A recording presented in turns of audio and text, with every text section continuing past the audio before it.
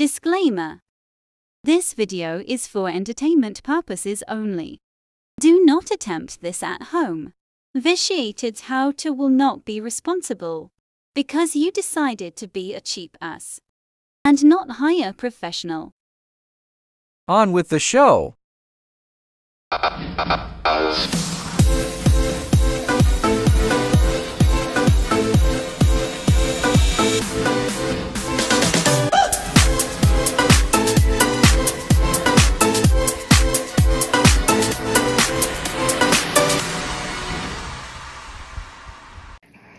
A lot of times I get a lot of questions, and I hear a lot of questions about, oh, what can I do this, when I can run that, what I can do this, what I can do that. So this video is going to be pretty much talking about the electrical system and what you can and cannot do.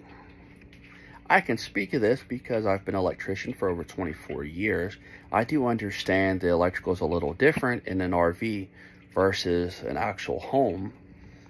But what you got to understand, it's the same kind of wire. And some of the things run off DC and most of it runs off AC. So with that being said, most travel trailers are ran with 14 gauge wire. Some RVs, just in general, are 14 gauge wire. With that being said, that's about 15 amps tops. So what can you do and what can't you do? Well, in mine, because it's a 50 amp 2-pole, which means there's two sides to it, which equals 100 amps total, but it's on two separate sides of the bus. So I can run both my ACs at one time. They're on one side of the bus, and that's it. If I need to cook or do something else, because when I cook, I use my microwave plug, because that's also a 50 amp by itself. But it's on the same bus as my two ACs and my ceiling fan. Those all three are on the same bus line. And I'll show you what I'm talking about. This is the 2-pole. Right there. That's the 2-pole. One side, other side. Yeah, I know it's kind of a little dark, but it is what it is. It's a good idea for you to open your panel and look at it. It's going to be the same way. You're going to have all the breakers on one side and all the breakers on the other side. So you got to know what they all go to. And also I have a refrigerator that is a residential refrigerator, which pulls about 12 amps in general, which that's on the other bus. So I had to figure all this out. And another good equation to keep in mind, to write it down somewhere, is watts divided by voltage, which is 120, equals your amperage.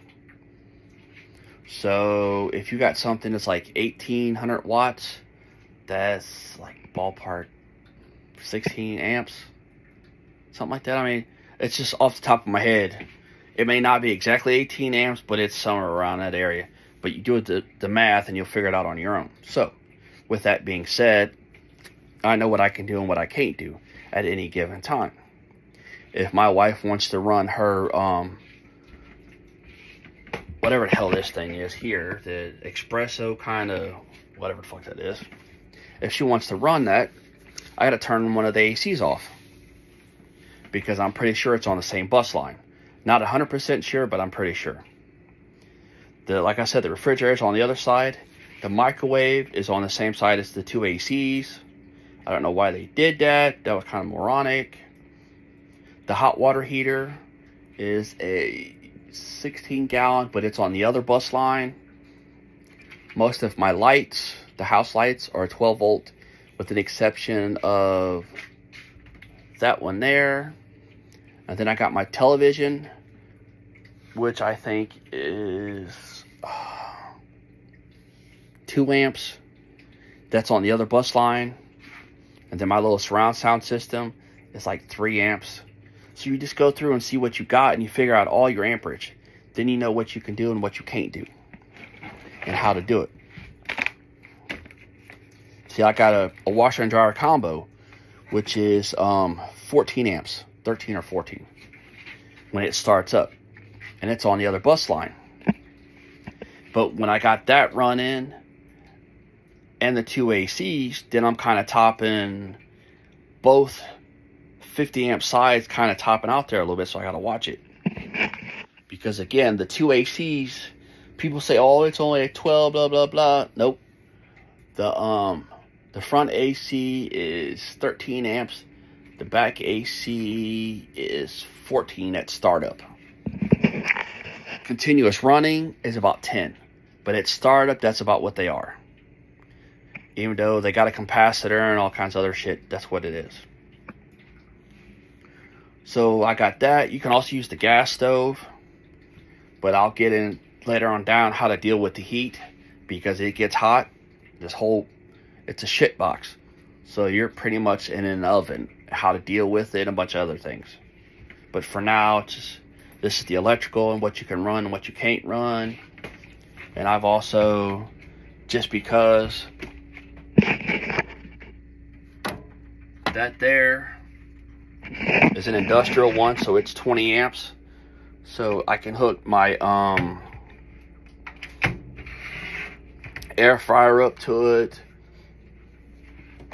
My hot plates, I have inductive hot plates, because that's the best thing. You don't want to get the little cheap ass ones.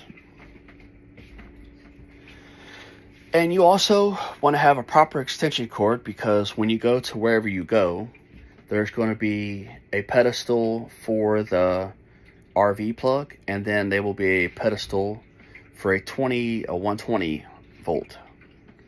So get you a proper extension cord, and that way you can cook outside and not have to cook inside all the time. And that's pretty much all I can think of about the electrical. You just have to play with it and see and figure out, and it's not really that hard. It is what it is. There's that.